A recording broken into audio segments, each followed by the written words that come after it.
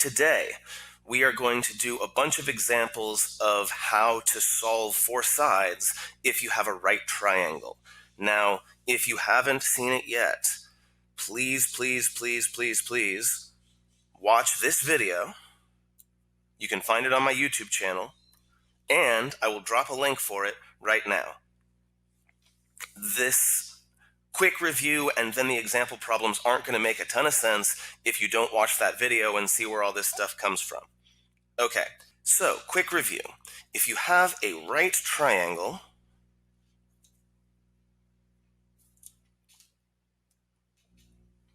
and you have an angle of, I've been using A degrees, but the letter doesn't really matter, right? What we are going to do is we are going to split this triangle up into the opposite side, opposite of that angle A,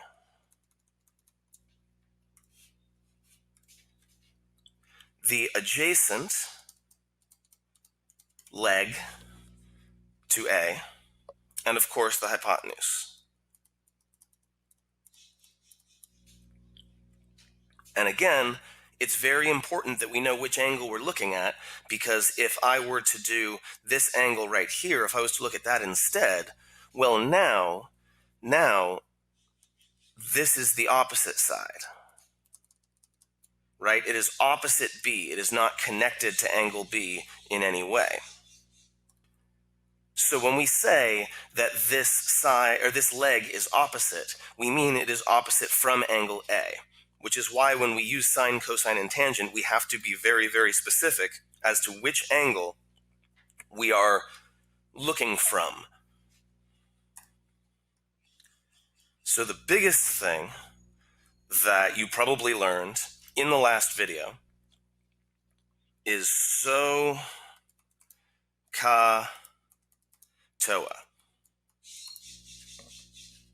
All right? This is a very shorthand way of remembering all of this trigonometric ratios. Now, what are the trigonometric ratios? Well, again, I went into that in the other video, but essentially, what sine of A degrees means, what that means is the length of the opposite leg divided by the length of the hypotenuse. It's a proportion, it's a multiplier, just like we've been working with before. We can just find it using a calculator instead of having to compare two triangles to get that multiplier. We can just plug in sine of however many degrees, and that will tell us what the multiplier is, and we can compare it to our own ratios. So that's where SO comes from. Sine of A degrees is the opposite leg over the hypotenuse.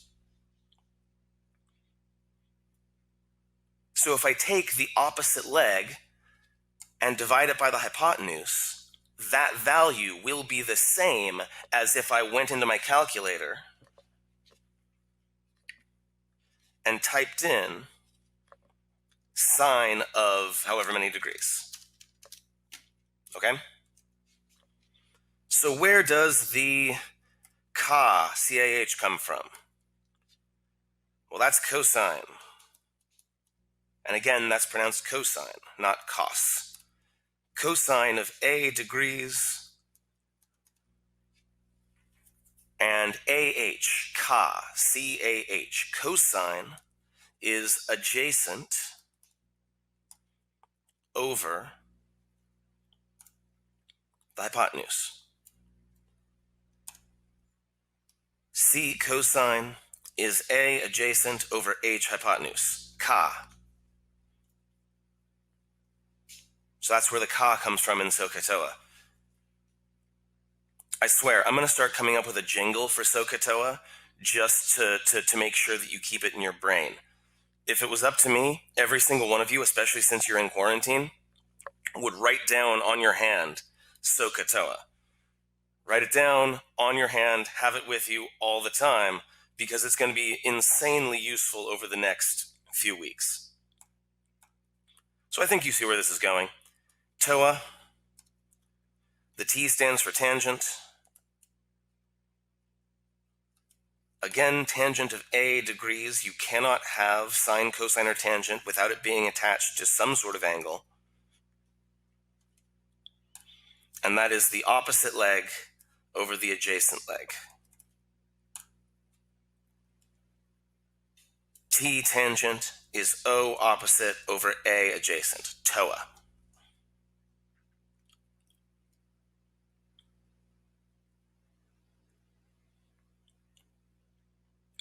Okay? So that's the theory of all of this. This is how we got SOH-CAH-TOA, ding. No, not that one. I'll try again later. If you don't have this in your notes, you should have this in your notes. But you should already have it in your notes because every single one of you watched this video, right? Right. Okay, moving on. Let's actually try some of these problems, okay? And don't worry, I will be writing SOH-CAH-TOA in front of every single problem. There is no way we're going to forget, all right? So I'm going to zoom in on this problem. We're looking to find the missing side, x, that's that one right here. And we are given this bottom side, 10. And we also know that this is a 27-degree angle. Fantastic. Now, for this first problem, I am going to write down step by step the process for solving these. It's going to take a bit longer, but when I'm done, the other problems should go much more quickly. So you should have your notes out. You should have your notes out. You should have your notes out. Okay, here we go. All right, step one, write down what you have, write down what you need. We are looking at this 27-degree angle. This is our sort of reference point, all right? So what we have, well, we've got this 10 here. That 10, which leg is that? It's clearly not the hypotenuse. Is it the adjacent leg or is it the opposite leg? Well, adjacent means next to, and as you can see, this side actually is one of the two sides that makes that 27-degree angle, right? That side is part of the 27-degree angle, so we're going to call it the adjacent side. What are we looking for?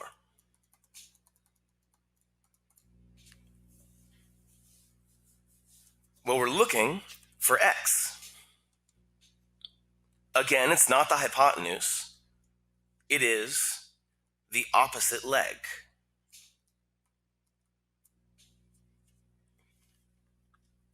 We can tell it's a leg and not the hypotenuse because the hypotenuse is always across from the 90-degree angle. It's also the largest side. So that makes it either the adjacent leg or the opposite leg.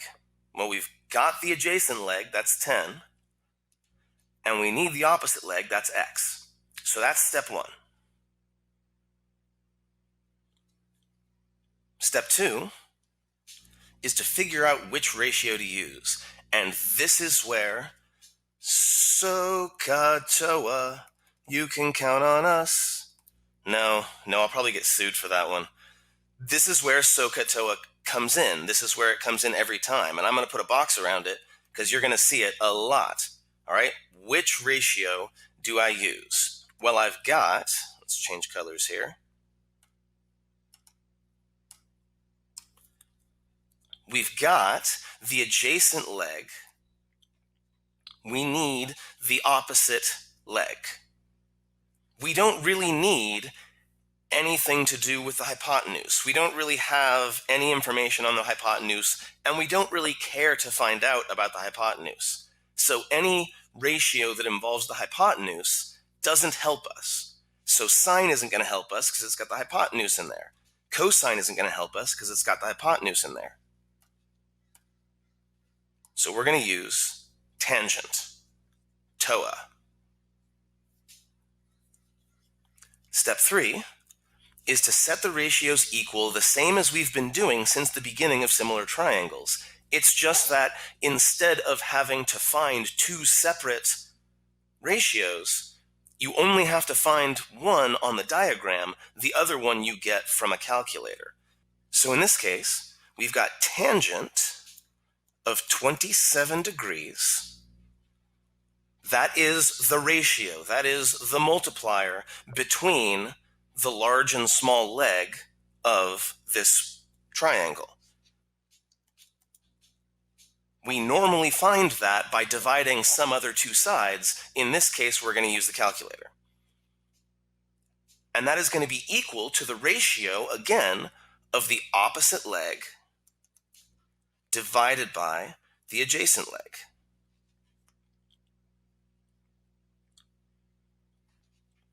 So we've got tangent 27 equals x over 10.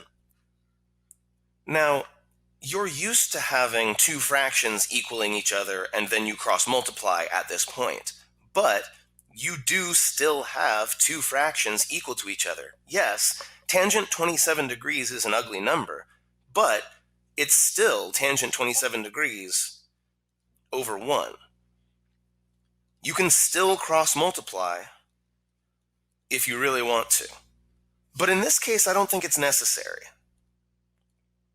I just want to point out that it works. In this case, x is being divided by 10. We can undo that in one step. The way that you deal with dividing by 10 is to multiply by 10. Right? 10 on the top, 10 on the bottom. 10 divided by 10 is 1. So we get x equals 10 times tangent of 27 degrees. And again, this should not be a surprising outcome. We knew that to get from one leg to the other leg, we had to figure out what the ratio was, what the multiplier was, take what we know, and either multiply or divide by that ratio depending on which way we're going. So we take the leg that's 10, multiply that by whatever tangent of 27 is, and we should get ourselves our x. So, into my calculator, I'm going to move down a little bit so you can see what I'm hitting. I will also do this on a Google calculator in just a moment. So for now, on this calculator, what I'm going to do is I'm going to hit 10 times tangent 27. And it looks like this. 10 times tangent 27. And the answer is 5.095. So we could say that x,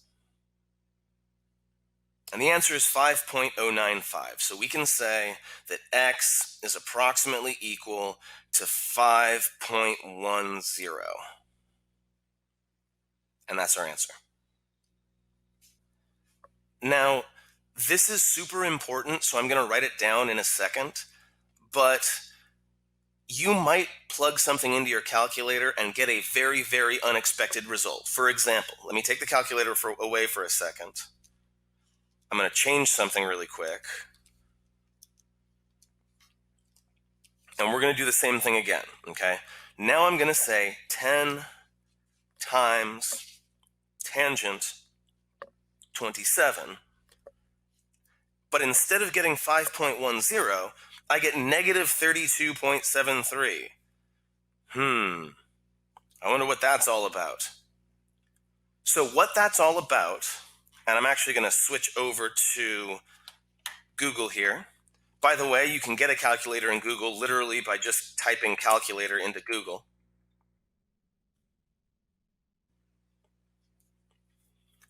I want you to take a look at those two buttons in the upper left that say rad and deg. Okay, rad and deg. Just like there are different measures for length, there's feet and there's meters and there's miles.